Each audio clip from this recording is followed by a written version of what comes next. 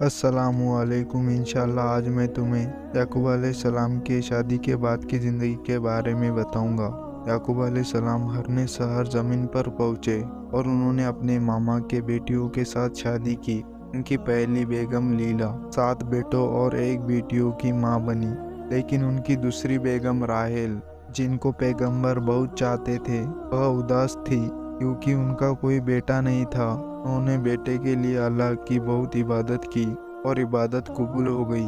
वो एक बहुत खूबसूरत बेटे की मां बनी और उसका नाम रखा गया यूसुफ। याकूब अलैहिस्सलाम हरन में ही रहकर लवान के लिए लगातार 20 साल काम करते रहे।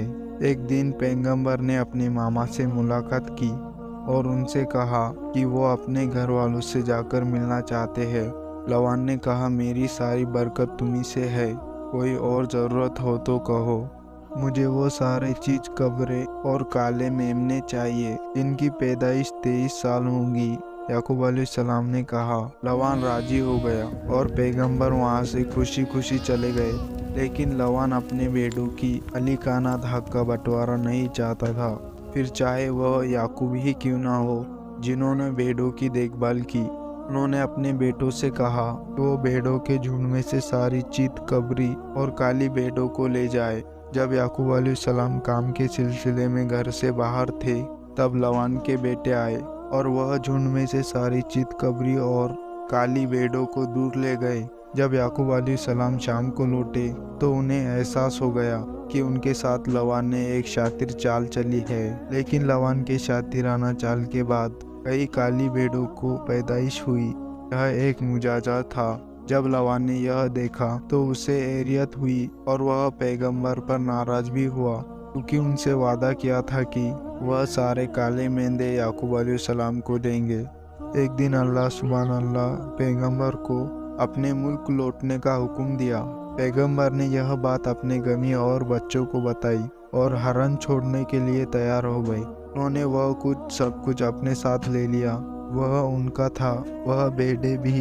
पैगंबर ने लवान अपने मामा को इसके बारे में नहीं बताया और वह रुखसत लिए बिना वहाँ से चले गए। अगली सुबह लवान को एहसास हुआ कि याकूब अलैहिस्सलाम उसकी सारी चीज अपने साथ लेकर चले गए हैं। वह बहुत नाराज हुआ।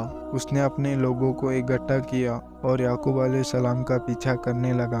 याकूब अलैहिस्सलाम का पीछा करते हुए वह कई दिनों और कई रातों तक सफ़र करता रहा और आखिरकार उन्होंने पैगंबर को पकड़ लिया। तुम मुझे बताए बिना वहाँ से क्यों निकल गए? लवान ने पूछा।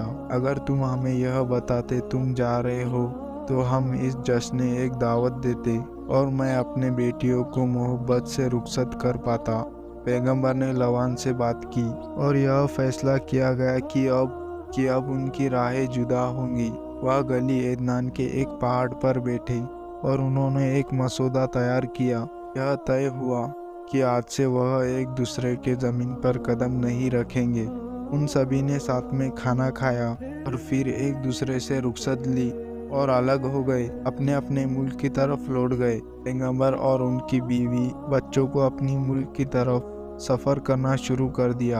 एक दिन पैगंबर तड़के अपने तंबू के बाहर बैठे आराम कर रहे थे ताकि इंसान की शक्ल इख्तियार कर वहाँ एक फरिश्ता आया और उसने पैगंबर के साथ कुश्ती लड़ना शुरू कर दिया। दोनों बराबर से तब तक लड़े जब तक फरिश्ते ने जान पर वार नहीं कर दिया और पैगंबर लगड़ाने लगे। सूरज उगना अब शुरू हो गया था और फरिश्ते ने पूछा, तुम्हारा नाम क्या है? याकूब पैगंबर ने जवाब दिया, आज से तुम्हें इजराइल के नाम से जाना जाएगा।